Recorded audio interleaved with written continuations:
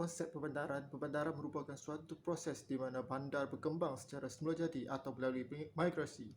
Perbandaran berlaku akibat penghijrahan individu ke kawasan bandar untuk mencari peluang ekonomi dan memperbaiki kehidupan mereka terutamanya di negara membangun. Hal ini kerana kawasan bandar mempunyai pelbagai kemudahan dan peluang pekerjaan untuk menjanjikan kehidupan yang selesa.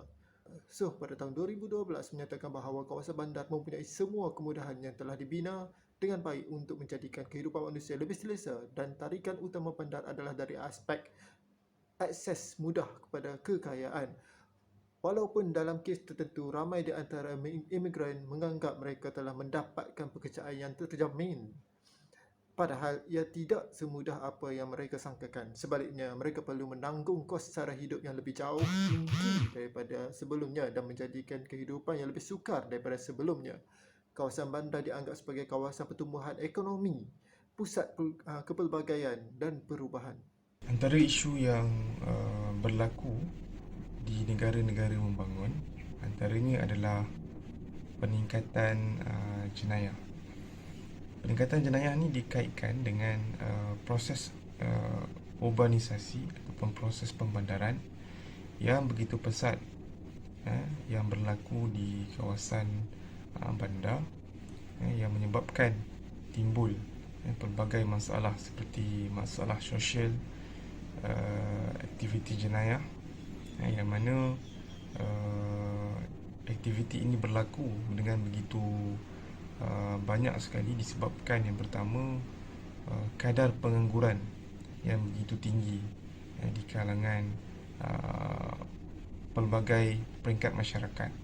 Yang kedua ialah kos sara hidup yang tinggi, yang ditambah juga dengan masalah perumahan berkait dengan kos ataupun rumah yang semakin tinggi, menyebabkan berlaku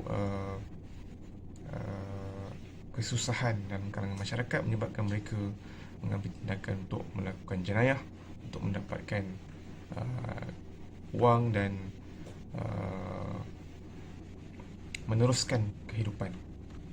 Dalam masa yang sama, jenayah merupakan satu perkara yang bertentangan dengan etika dan ketamadunan manusia, yang menyebabkan kegiatan jenayah sering kali berlaku di bandar-bandar yang besar. Seterusnya, jenayah semestinya merupakan satu perbuatan yang menyeleweng, yang mengancam tingkah laku moral, dan dalam masa yang sama adalah satu perbuatan yang dilarang dalam undang-undang negara.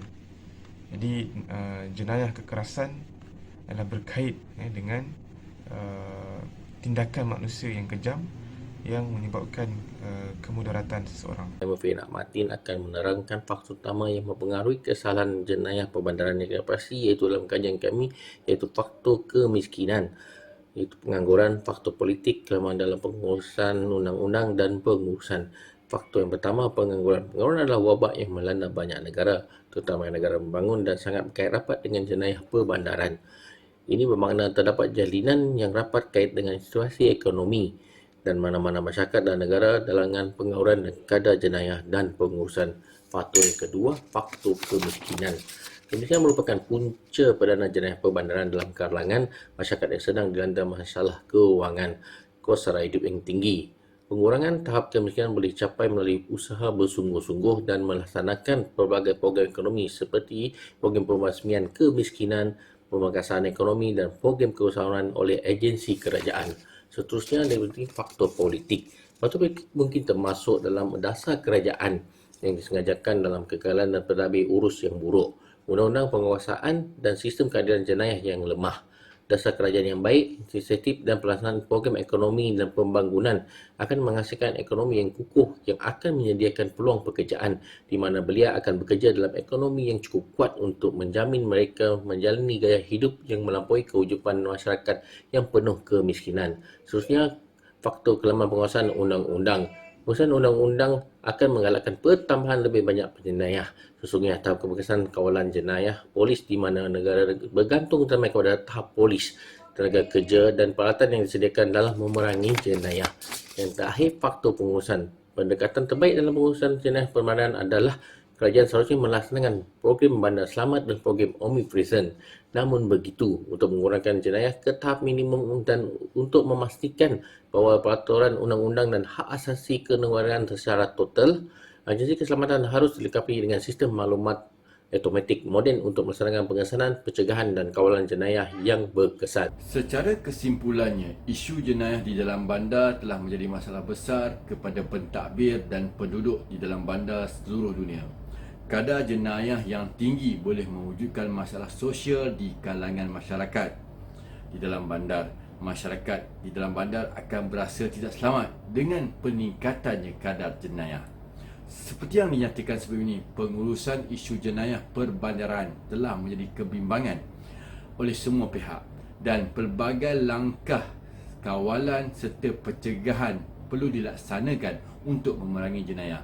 Strategi pencegahan merupakan salah satu pendekatan terbaik dalam pengurusan isu jenayah perbandaran.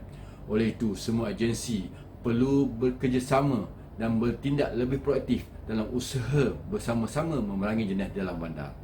Usaha kerajaan juga perlu melaksanakan dasar ekonomi dan membangunkan semula ekonomi yang kukuh dengan mewujudkan peluang pekerjaan kepada masyarakat.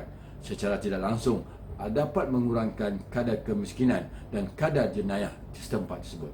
Maka dengan ini, program Bandar Selamat dapat diwujudkan dan tercapai dan semua masyarakat di dalam bandar akan menikmati dan hidup dalam aman dan harmoni. Sekian, terima kasih.